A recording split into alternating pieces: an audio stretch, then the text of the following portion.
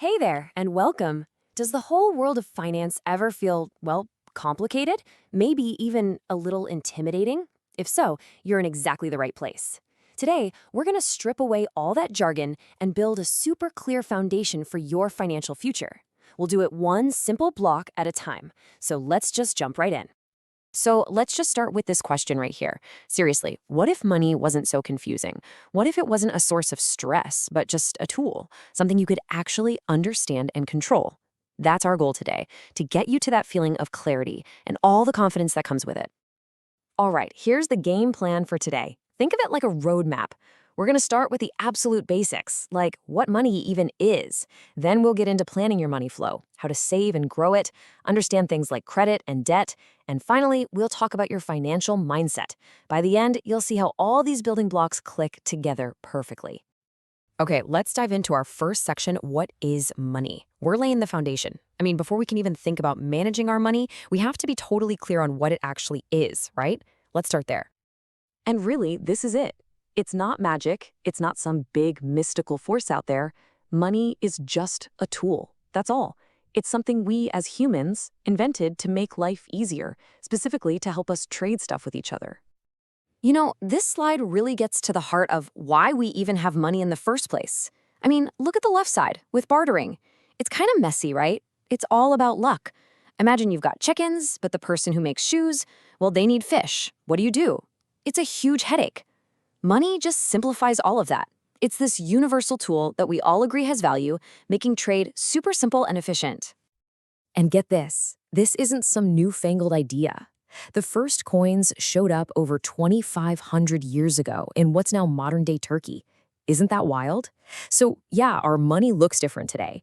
We've gone from coins to paper bills to just digital numbers on a screen. But the basic idea, that core concept of a simple tool for trading, has been around for a very long time. All right, so now that we have that first building block in place, we're ready for section 2, plan your money flow.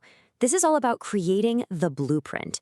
This is where you get to take control and actually tell your money where to go, instead of, getting to the end of the month and wondering where it all went. And honestly, at the heart of any financial plan is this super simple formula. It's just your income minus your expenses equals your savings. That's it. What you bring in minus what you spend is what's left over.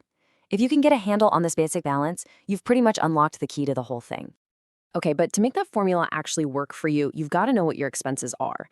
And the very first step is figuring out the difference between your needs and your wants. Needs are the absolute must-haves. Food, shelter, you know the drill. Wants are the fun stuff, the things that are nice to have.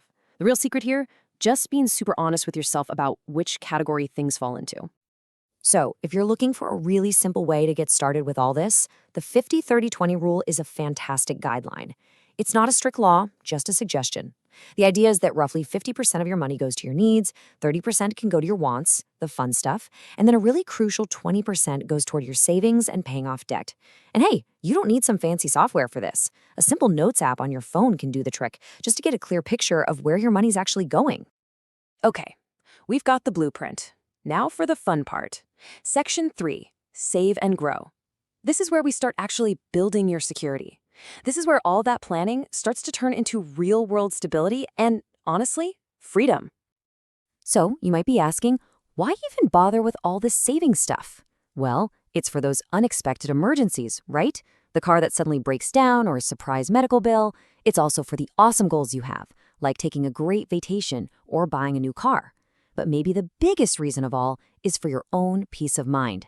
Having savings just means less stress and more security. I know getting started can feel like a huge mountain to climb, so let's make it super simple. Here's your first goal. Just build a starter emergency fund of $500. That's it. That one little step creates this amazing buffer between you and life's little surprises. Trust me, it's an incredibly powerful first win to get under your belt. So once you've got that savings habit going, you can level up, and that's where investing comes in. See, investing isn't just about stashing money away, it's about making your money work for you. It's about making it grow. Think of it this way. When you invest, it's kind of like you're buying a tiny, tiny piece of a big company. If that company does well, your little piece becomes more valuable. That's your money working for you instead of you just working for it. Now, with investing, there's this one core idea you've just got to get your head around. It's the risk versus reward trade-off. It's pretty simple, actually. As you can see here, things that are lower risk, well, they usually have a lower potential for reward. If you want a shot at those higher potential rewards, you generally have to take on more risk. The whole game is just finding the balance that feels right for you. All right, moving on to section 4. Here, we're going to talk about some of the more advanced tools in your financial toolbox: credit and debt. Now, these can be incredibly helpful when you use them the right way, but you've got to understand them and honestly respect them. So what even is credit? At its heart, it's actually pretty simple. It's basically the ability to borrow money based on a promise that you'll pay it back later. It's all built on trust. And credit is really like a coin with two very different sides.